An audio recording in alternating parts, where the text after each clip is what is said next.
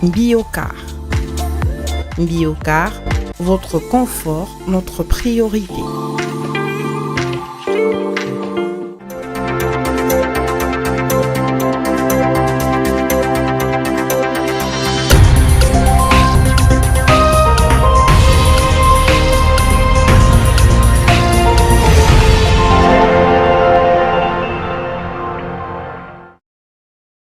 Très heureuse de vous savoir nombreux devant vos postes téléviseurs pour vous informer. Mesdames et messieurs, bonjour et bienvenue à cette édition de 13h. À la une de l'actualité, la médiation angolaise a annoncé mardi soir de prochaines négociations directes entre le M23 et Kinshasa après une visite à Luanda du président de la RDC, Félix Tshisekedi, qui refusait jusqu'ici de discuter avec ses groupes armés, maîtres de larges portions des territoires dans l'est du pays. La partie angolaise, en tant que médiateur dans le conflit, prendra de contact avec le M23 afin que les délégations de la RDC et du M23 puissent mener des négociations directes qui se tiendront à Luanda dans le prochain jour. Suivez. Félix Tshisekedi et Joao Lourenço échangent à la veille d'un nouveau sommet de la SADC. Le président congolais a effectué un déplacement ce mardi 11 mars 2025 à Luanda, en Angola, où il a échangé avec son homologue Joao Lourenço sur la situation sécuritaire qui prévaut dans l'est de la RDC. Cette rencontre intervient quelques heures avant un nouveau sommet de la communauté de développement de l'Afrique australe sur la situation dans la partie est de la RDC, prévu le jeudi 13 mars par visioconférence.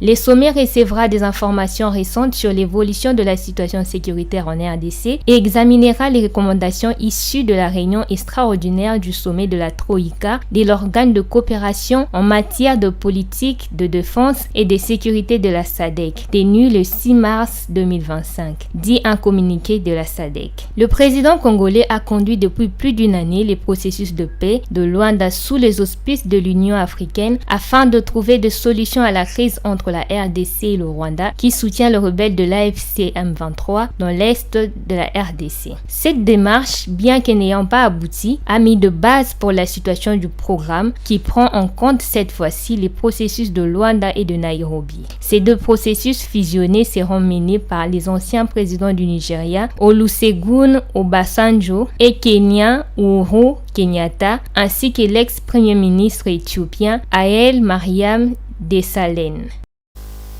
Parlons sécurité à présent dans la lutte contre l'insécurité et le banditisme urbain dans la province du Congo central, à l'ouest de la RDC, a été au centre de la réunion du Conseil provincial de sécurité dirigé par le vice-premier ministre de l'Intérieur, Sécurité, Décentralisation et Affaires coutumières.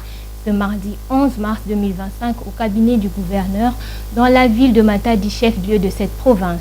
À l'issue de cette réunion, le gouverneur de province a annoncé la décision du vice-premier ministre de lancer dans le prochain jour l'opération Dobo pour attaquer les bandits et tous ceux qui sèment l'insécurité dans la province. On écoute son propos. Concernant sa mission, tous nous le savons, il est en province pour renforcer les capacités des comités provinciaux et locaux de sécurité. Et le deuxième point, c'est celui de lancer l'opération Lobo dans toute l'étendue de la province du Congo central. C'était l'essentiel. Le troisième point, c'était pratiquement la situation sécuritaire qu'on ne va pas aborder ici à la presse. Son Excellence a donné des orientations fermes aux préoccupations des services de sécurité de la province. À Lubumbashi, chef-lieu de la province du Haut-Katanga, au sud de la RDC, a accueilli le mardi 11 2025, la 5e édition de la Foire de femmes. Il s'agit d'un événement qui a recueilli des journalistes, chercheurs et acteurs de médias autour du thème central « Promotion des droits, de l'égalité et de l'autonomisation de femmes et de filles ». Rôle de femmes journalistes, 2 temps forts, une exposition photo organisée par 20 organes de presse et 2 tables rondes suivies.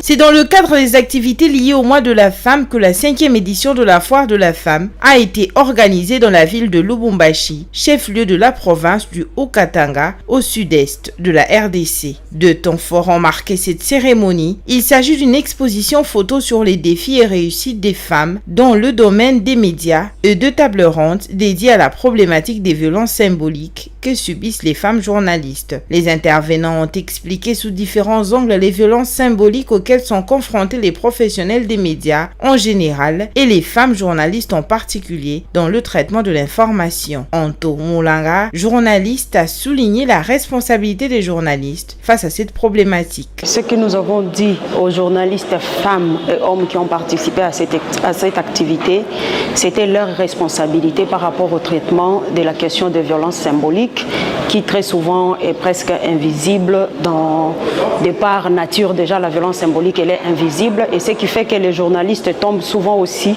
que ce soit les journalistes hommes ou femmes, ils tombent dans le piège de pouvoir banaliser ces types de violences symboliques qui pour la plupart sont invisibles. Et donc nous avons fait appel à leur conscience pour qu'ils puissent éviter de faire appel au sensationnalisme lorsqu'ils parlent de la question de violences symboliques. De son côté, Gloria Mpanga, journaliste et chercheuse en sciences de l'information et de la communication, a mis en lumière les difficultés rencontrées dans le traitement des cas des violences symboliques. Il est difficile de mener des enquêtes ou de rédiger un récit sur quelque chose qu'on n'a pas vu ou qu'on ne peut même pas prouver. Donc c'est l'une des difficultés. Il y a l'accès difficile aux sources et aux témoignages. Comme vous savez, beaucoup de gens qui sont victimes des violences sont réticents. Alors que dire de ces femmes qui subissent des violences symboliques? Vu que c'est une violence qu'on ne peut prouver, vous risquez de passer pour... en fait, vous risquez d'être aperçu comme ridicule. Au-delà des échanges et débats, cette 5e édition de la foire des femmes des médias a permis de mettre en lumière un enjeu majeur, la reconnaissance et la prise en compte des violences symboliques dans l'exercice du journalisme. Ces violences, bien que souvent ignorées ou minimisées, représentent un obstacle considérable à l'égalité des genres dans les médias. Les participants ont pris conscience de l'urgence d'agir pour garantir un environnement médiatique plus inclusif et équitable. Le défi est de taille, mais il repose sur une responsabilité collective de réformer les pratiques journalistiques afin de garantir une représentation juste et respectueuse de toutes et tous dans l'espace médiatique. Et pour finir, réunis ce mardi 11 mars 2025 à Jeddah en Arabie Saoudite pour des discussions sur la guerre Russie-Ukraine, les représentants de Washington et Kiev sont parvenus à se mettre d'accord sur plusieurs points. Dans une déclaration commune, les États-Unis annoncent qu'ils vont lever immédiatement la suspension de l'aide à l'Ukraine et l'Ukraine soutient la proposition américaine d'un cessez-le-feu de 30 jours dans la guerre avec la Russie. Suivez. Les discussions entre les représentants d'Ukraine et des États-Unis, réunis à Jeddah en Arabie Saoudite mardi 11 mars 2025, ont abouti à plusieurs accords. Quelques jours après le violent affrontement entre Donald Trump et Volodymyr Zelensky à la Maison-Blanche, l'Ukraine et les États-Unis se sont exprimés dans une déclaration commune. Washington a annoncé la reprise immédiate de l'aide militaire à Kiev, ainsi que la reprise du partage d'informations militaires qui avait été suspendu depuis le début mars. L'Ukraine, elle, soutient la proposition américaine de cesser le feu de 30 jours avec la Russie. Les deux parties prévoient aussi de conclure dès que possible un accord sur les minéraux ukrainiens. Les dirigeants européens ont salué l'issue de cette réunion et plusieurs ont appelé la Russie à accepter le cessez-le-feu. Le président des États-Unis Donald Trump a déclaré qu'il s'entretiendrait avec son homologue russe, certainement dans le prochain jour. C'est la fin de cette édition. L'info reste en continu sur Mandiko TV, une pensée en écrit. Au revoir.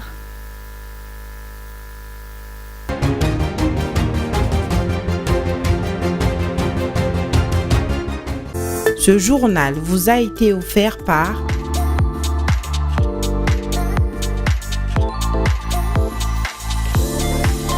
Biocar. Biocar, votre confort, notre priorité.